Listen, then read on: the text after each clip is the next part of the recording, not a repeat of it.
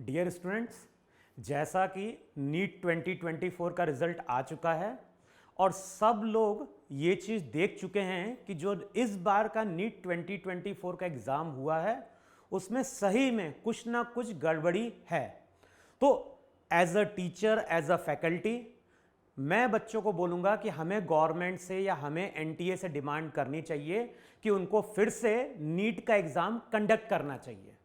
Parents को भले ही ऐसा लगे कि हो सकता है कोचिंग वालों का इसमें कुछ फ़ायदा है, लेकिन अगर हम लोग स्टूडेंट की वाकई में वेल विशर हैं तो हमें एनटीए से और गवर्नमेंट से कुछ क्वेश्चन करने पड़ेंगे एक्चुअली। अगर हम बात करते हैं ईयर 2015 की, तो 2015 में जो था उस टाइम पे नीट एनटीए नहीं कंडक्ट करती थी और उस टाइम पे नीट का एग्जाम कंडक्ट करता था सीबीएसई बोर्ड। और 2015 में सबको याद होगा कि मात्र 6 लाख बच्चे उस टाइम पे नीट के एग्जाम में अपियर हुए थे। लेकिन वहां पे जब बाद में चेकिंग की गई तो पाया गया कि ऑलमोस्ट 50 करीब बच्चे ऐसे थे जिन्होंने इलेक्ट्रॉनिक गैजेट्स के थ्रू उस टाइम पे एग्जाम में चीटिंग करी थी। और यह केस बाद में सुप्रीम कोर्ट गया था और सुप्रीम कोर्ट ने बकायदा अपना वर्डिक्ट दिया था। 3 मई को एग्जाम हुआ था और जून में सुप्रीम कोर्ट का वर्डिक्ट आया था कि जो मेरिट है, merit can not be a casualty, यानी मेरिट ऐसे कैजुअलिटी में नहीं बन सकती एक्चुअली। तो उनका सीधे सा जो वर्डिक्ट आया था सुप्रीम कोर्ट का कि एक बच्चे ने चीटिंग करी हो या 2 बच्चों ने चीटिंग करी हो, अगर ऐसा कुछ गड़बड़ हुआ है तो हमें फिर से एग्जाम कंडक्ट करवाना होगा। और उस टाइम पे सुप्रीम कोर्ट ने बकायदा सीबीएसई बोर्ड को डायरेक्शन दिए थे और उसके बेसिस पे फिर से नीट का या एआईपीएमटी का एग्जाम हुआ था। सेम चीज इस बार की है। अब इस बार कुछ चीजें जो सब पेरेंट्स और सब स्टूडेंट्स के दिमाग में आती है कि अभी तक जितनी बार भी नीट या एआईपीएमटी का एग्जाम हुआ है, जैसे हम लास्ट ईयर की बात करें तो लास्ट ईयर केवल 2 बच्चे थे जिन्होंने 720 में से 720 मार्क्स स्कोर किए थे। तो लास्ट ईयर की बात करें तो 22 लाख के आसपास बच्चा अपियर हुआ था और 22 लाख बच्चों में से केवल मात्र 2 बच्चे ऐसे थे जो 720 आउट ऑफ 720 स्कोर कर पाए। अब इस बार जो है, इस बार तो बिल्कुल एकदम से बिल्कुल गजब ही हो गया है कि 720 मार्क्स में से 720 मार्क्स 67 स्टूडेंट स्कोर कर रहे हैं। और ये कोइंसिडेंस हो ही नहीं सकता, क्योंकि हमें मालूम है कि अगर आज की डेट में अगर हम 50 फिजिक्स के टीचर लें, 50 केमिस्ट्री के टीचर लें, 50 बायो के टीचर लें और सबको फिजिक्स, केमिस्ट्री, बायो का पेपर सॉल्व करने को दें, कितने टाइम में? मात्र 1 घंटे में। एक घंटे में अगर हम फिजिक्स, केमिस्ट्री, बायो के क्वेश्चन सॉल्व करवाएं एक टीचर से केवल, तो चांसेस हैं कि वो जो टीचर होगा वो भी 45 क्वेश्चन में से एक आध या 1 या 2 क्वेश्चन क्या कर दे, मिस्टेक से गलत कर दे।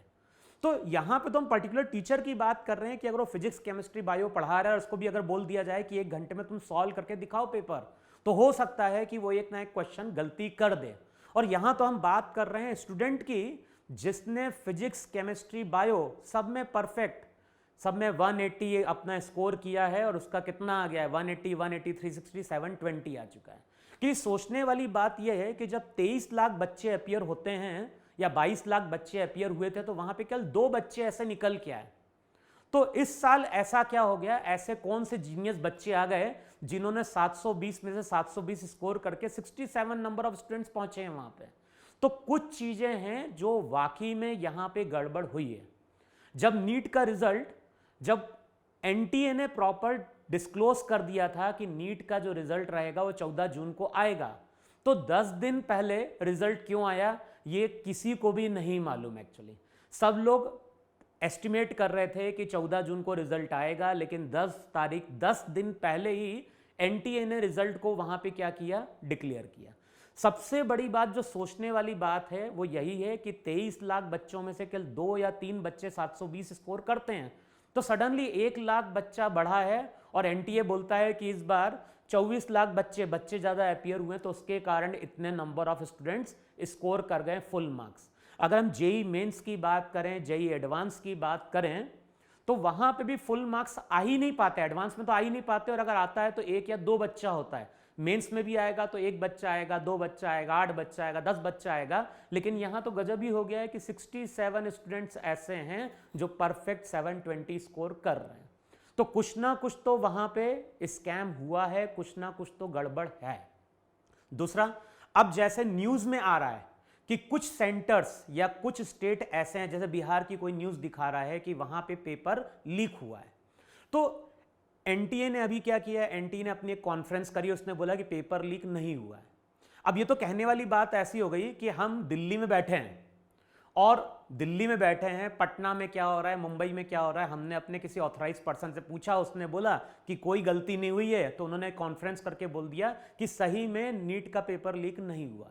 लेकिन कुछ ना कुछ तो हुआ है, नहीं तो 720 में से 720 67 स्टूडेंट स्कोर कर रहे हैं, ये मैं बिल्कुल मान नहीं सकता एक्चुअली।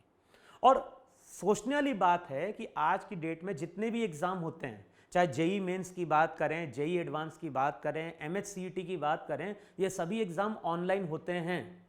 तो नीट का एग्जाम ऑनलाइन क्यों नहीं? क्यों हम अभी भी पेपर बेस्ड टेस्ट कंडक्ट करते हैं, जहां पे पेपर के लीक होने के चांसेस क्या होते हैं, ज़्यादा होते हैं। तो मैं तो यही बोलूँगा स्टूडेंट से कि 24 लाख 23 लाख बच्चे अपियर हुए थे। अगर मान लो 1 लाख बच्चे सिलेक्ट भी हो रहे हैं, तो बाकी जो 22 लाख बच्चे हैं जिनकी रैंक पीछे रह गई है, उनको अब रोड पे उतरना पड़ेगा, और उनको अब क्या करेगा, उनको अब गवर्नमेंट से क्वेश्चन करना पड़ेगा।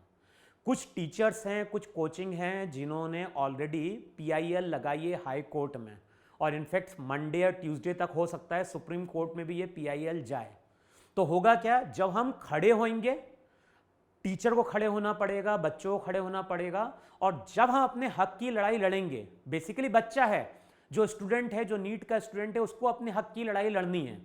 तो अगर वो बच्चा जब गवर्नमेंट से पूछेगा, जब सुप्रीम कोर्ट डायरेक्टिव देगी, तो इन्वेस्टिगेशन होगी, और कुछ ना कुछ इन्वेस्टिगेशन होगी, तो इसका कुछ ना कुछ सॉल्यूशन आएगा।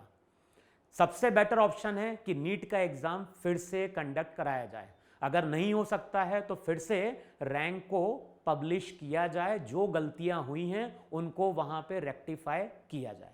तो मैं जितने भी स्टूडेंट हैं जिन्होंने इस बार नीट का एग्जाम दिया है, और जो कुछ कारण से, कुछ ना कुछ तो हुआ है जिसके कारण से मार्क्स स्कोर करने के बाद भी रैंक अच्छी नहीं लेके आ पाए हैं, तो उनको गवर्नमेंट से कहीं ना कहीं क्वेश्चन करना पड़ेगा। ट्विटर पे जाओ, कहीं पे भी जाओ, सोशल मीडिया पे जाओ, लेकिन आवाज़ अब हमें उठानी पड़ेगी। क्योंकि हो ही नहीं सकता कि 23 लाख में से 2 बच्चा स्कोर करता है 720, और इस बार सडनली 23 लाख बच्चों में से 67 बच्चा 720 आउट ऑफ 720 परफेक्ट स्कोर कर रहा है। ऐसा कोइंसिडेंस हो ही नहीं सकता। दूसरा, हमें एनटीए से यह भी पूछना पड़ेगा कि क्यों वो पेपर इतना इजी बना पा रहे हैं, इतना इजी बना रहे हैं, जिससे कि जो अच्छा माइंड है, जो अच्छा ब्रेन है, उसको हम डिस्टिंग्विश ही नहीं कर पा रहे हैं। सोचने वाली बात है, अगर हम आईआईटी की बात करते हैं, तो आईआईटी का एग्जाम कंडक्ट करता है कौन? आईआईटी खुद अपने, उनका खुद का बोर्ड है जो जेई एडवांस का एग्जाम कंडक्ट करता है। अगर जेई एडवांस का एग्जाम भी बहुत सिंपल कर दिया जाए और ऐसे 100 में से 100 बच्चे टॉप करना स्टार्ट कर दें, तो फिर हम जो बेस्ट ब्रेन है इंडिया का, उसको हम कैसे डिस्टिंग्विश कर पाएंगे वहां पे? तो जिस तरह से जेई एडवांस का लेवल होता है, उसी तरह से अब एनटीए को सोचना चाहिए कि नीट का जो एग्जाम है उसका लेवल उसको थोड़ा सा बढ़ाना पड़ेगा, जिससे जो अच्छा बच्चा वाकई में जो शार्प ब्रेन है वो स्कोर करे हाईएस्ट मार्क्स, जिससे हमें पता चले कि ये भाई इस साल का ये हमारा क्या था, जो जीनियस ब्रेन है जिसको हमने अलग किया, और ये एम्स के लिए क्या है, काबिल है। तो मैं स्टूडेंट को केवल यही बोलना चाहूँगा कि तुमको अब आवाज़ उठानी पड़ेगी, और तुम्हें गवर्नमेंट से, एनटीए से इसका रिप्लाई मांगना होगा। तो यही न्यूज़ और यही इंफॉर्मेशन लेके मैं तुम्हारे सामने आया हूं कि वाकई में कुछ ना कुछ तो दाल में काला है। तो सोचना होगा, आवाज़ उठाना होगा। टीचर आप लोगों के साथ है, लेकिन स्टूडेंट को आगे बढ़ना पड़ेगा।